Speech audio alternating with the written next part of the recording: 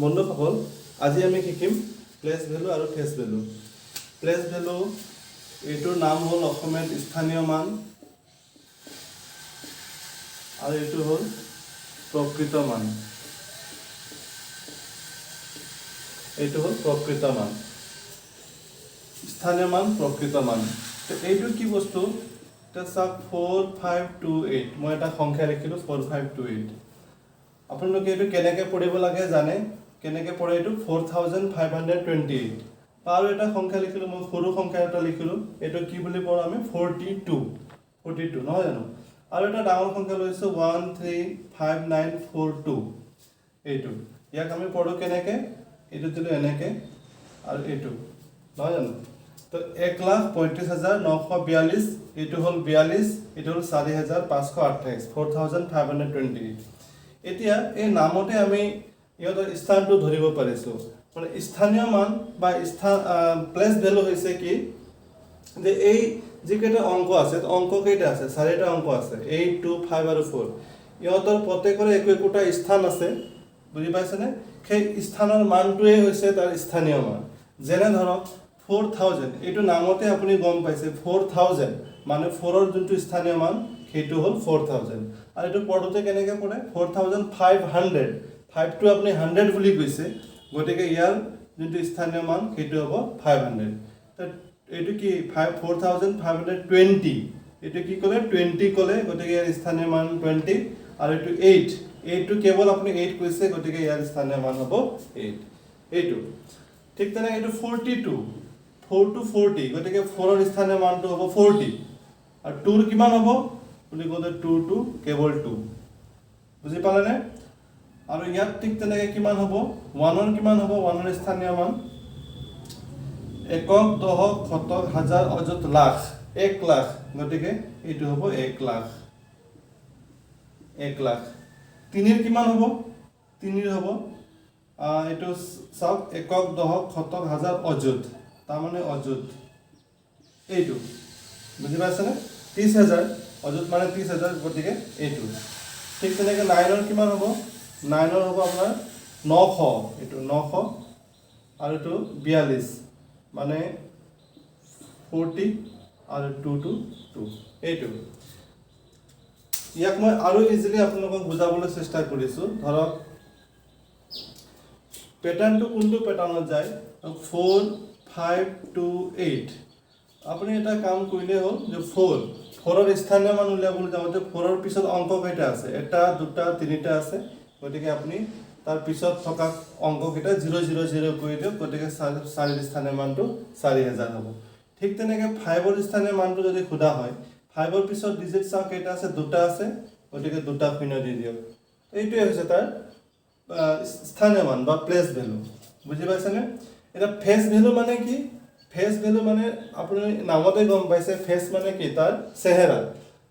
চেহেৰা মানে সেই অংকটো কোনটো, সেইটোৱে হৈছে তাৰ ফেস ভ্যালু। তাৰ মানে ইয়াত 5, মই কাৰ উলিয়াইছোঁ? 5, গতিকে 5ৰ ফেস ভ্যালুটো 5এই হ'ব।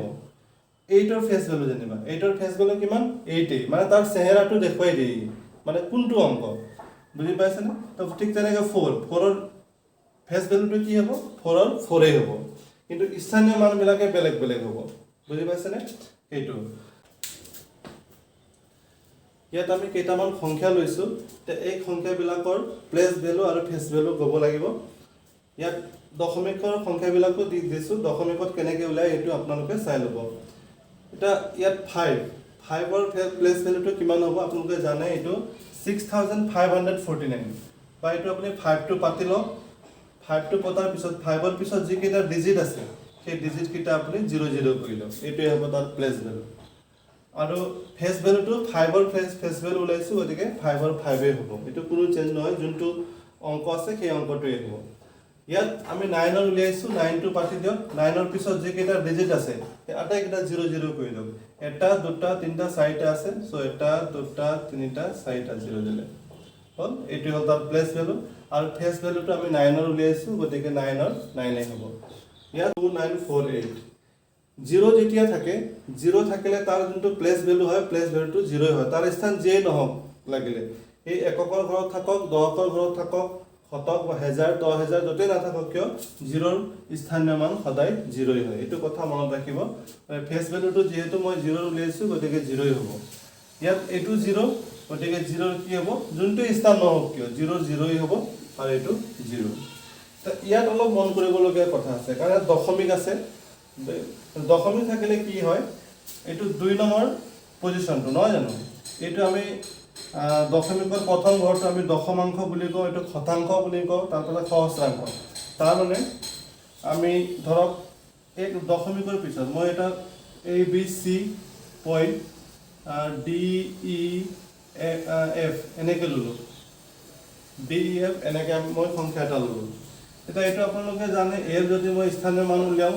A 100 হ'ব B যদি উলিয়াওঁ বিৰ পিছত এটা অংক আছে এটা জিৰ' আহিব C টো কেৱল C হ'ব এইফালৰ কি হ'ব জানেনে D লগত আমি ইনটু কৰিব লাগিব বা 10ৰে হৰণ কৰিব লাগিব এইটো উলিয়াবলৈ যাওঁতে আৰু ই উলিয়াবলৈ যাওঁতে 1ৰে হৰণ কৰিব লাগিব দুটা অংক আছে গতিকে দুটা শূন্য একৰ পিছত দুটা শূন্য দি পেলাই 1ৰে হৰণ কৰিব লাগিব এফৰ উলিয়ালে আপুনি 1000ৰ কৰিব লাগিব সো এইটো সিস্টেমত উলিওৱা হয় অৰ্থাৎ মই ক'ব পাৰোঁ যে D ইনটু 1/10 টো মই 10 - 1 কৰি লিখিব পাৰোঁ E ইনটু এইটো 10 - 2 কৰি লিখিব পাৰোঁ তলত আছে ওপৰত গ'লে মানে এইটো 10 - 2 হৈ যাব কাৰণ 100 টো মই 10 স্কয়াৰ লিখিব পাৰোঁ ওপৰত গ'লে 10 - 2 হৈ যাব পাৱাৰটো আৰু f টো মই 10 - 3 লিখিব পাৰোঁ এনেকৈ যিমানে এইটো বাঢ়ি বাঢ়ি গৈ থাকিব সিমানে 10ৰ পাৱাৰ মাইনাছত কমি কমি গৈ থাকিব -1 -2 -3 -4 -5 -6 এনেকৈ কমি কমি গৈ থাকিব সো এইটো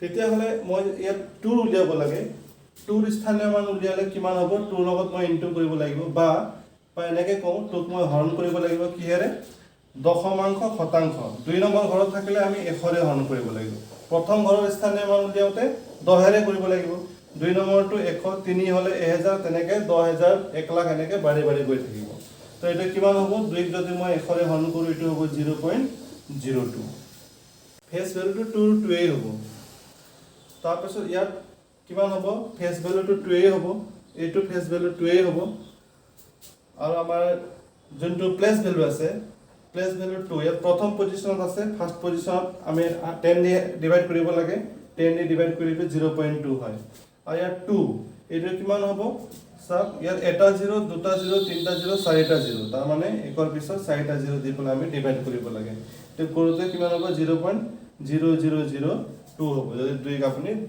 হৰণ কৰে গতিকে এইটো হৈছে আমাৰ কি প্লেস ভ্যালু দশমিকৰ ক্ষেত্ৰত আৰু ফেচ ভ্যালুটো এজ ইট ইজ যোনটো আছে সেইটোই হ'ব বুজি পাইছে নিশ্চয় এতিয়া আমি প্লেস ভ্যালু আৰু ফেচ ভ্যালুৰ ওপৰত কেনেকুৱা ধৰণৰ কোৱেশ্চন পৰীক্ষা বিলাকত আহে তাৰ ওপৰত ডিসকাস তো আহক এতিয়া আমি কোৱেশ্চন কেইটামান চাওঁ কোৱেশ্চন নম্বৰ 1 টো হ'ল 23561 সংখ্যাটোত 5ৰ স্থানীয় মান হৈছে 5ৰ স্থানীয় মান কিমান 5 5ৰ পিছত ডিজিট চাও কেইটা আছে এটা দুটা আছে গতিকে দুটা শূন্য দি দিও আপুনি কিমান হ'ল 500 সো ইয়াৰ যোনটো आंसर হ'ব এটো হ'ব অপচন 3 500 কোৱেশ্চন নম্বৰ 2 এটো চাও এটো তিনটা তাৰ পিছত দুটাকে কমা দিও তো এই সংখ্যাটো দুটা 7ৰ স্থানীয় মানৰ বিয়োগফলটো হ'ল দুটা 7 ইয়াত দুটা আছে চাওক এটা ইয়াত আছে এটা ইয়াত আছে তো এই দুটা 7ৰ স্থানীয় মানৰ বিয়োগফলটো বুলি কৈছে এটা এইটো 7ৰ স্থানীয় মান কিমান হ'ব 7 তাৰ পিছত কেইটা ডিজিট আছে চাই লওক এটা দুটা তিনটা চাৰিটা পাঁচটা শূন্য যোগ পাঁচটা তাৰ পিছত এইটো 7 ইয়াৰ স্থানীয় মান কিমান হ'ব 7ৰ পিছত এটা ডিজিট আছে গতিকে 70 হ'ব 70 সো ইয়াৰ বিয়োগফল বুলি কৈছে এই দুটা বিয়োগ কৰি দিও বিয়োগ কৰিলে আমি কিমান পাম বিয়োগ কৰিলে পাম আমি 0 10 - 7 3 এটা হৈ গ'ল 9996 69930 69930 সো আমাৰ এইটো অপচন হ'ব এনেকুৱা টাইপৰ কোৱেশ্চনে খুদে আমাৰ পৰীক্ষা বিলাকত কোৱেশ্চন নম্বৰ 3 টো চাওক এইটো কিমান হ'ব আমাৰ একক দশক শতক হাজাৰ অযুত লাখ নিযুত মানে 29,60,543 এই সংখ্যাটোত 6ৰ স্থানীয় আৰু প্ৰকৃত মানৰ অন্তৰটো তা 6ৰ স্থানীয় মান 6ৰ স্থানীয় মান কিমান হ'ব 6ৰ পিছত আপুনি 0 দি দিও কেটা এটা দুটা তিনটা চাৰিটা অংক আছে আৰু চাৰিটা 0 আহি গ'ল তাৰ পিছত স্থানীয় মান লগতে প্ৰকৃত মানটো সদায় সংখ্যাটো নিজেই হয় অংকটো নিজেই হয় কাৰণ এইটো 6 ৰ 6 হ'ব মাইনাস কৰিলে 4 হ'ব এইটো হ'ল 9995 5994 গতিকে ইয়াৰ এনসাৰটো হ'ব 5994 মই ইয়াত অপচনটো লিখি দিয়া নাই অপচনটো একো নাই আপোনালোকে এইটো জানিবই গতিকে সলিউশনটো কেনেকৈ কৰিব লাগে আমি সেইটোৱে চাম কৰোতে আমি কি পালো এনসাৰটো পালো 5994 এইটো হ'ব ইয়াৰ এনসাৰটো তো আসলে কোনটো কোৱেশ্চন নম্বৰ 3 এনসাৰটো কোৱেশ্চন নম্বৰ 4 টো চাও এইটো অলপ ভালকে চাব লগা কোৱেশ্চন দেই অলপ ডিফাৰেন্স আছে অলপ আমি যত্ন কৰি চাব লাগিব এই কোৱেশ্চনটো ইয়াত কি কৈছে যে এইটো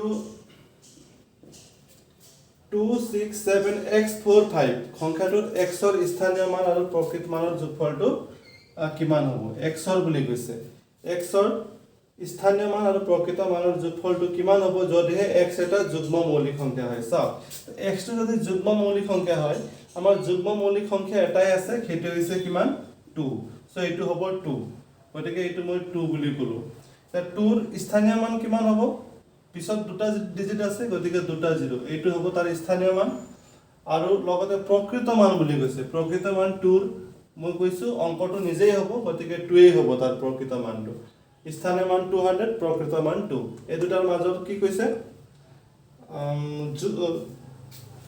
প্ৰকৃত মান যোগফলটো কিমান হ'ব এটা যোগফলটো কৰক আপুনি যোগ কৰিলে 200 আৰু 2 যোগ কৰিলে 202 সো ইয়াৰ आंसर হ'ব 202 সো বুজি পাইছে এনেকুৱা টাইপৰ কোৱেশ্চনে প্লেস ভ্যালু আৰু ফেস ভ্যালুৰ ওপৰত সোধা হয় আকৌ লগ পাম নেক্সট ভিডিঅ'ত গুড বাই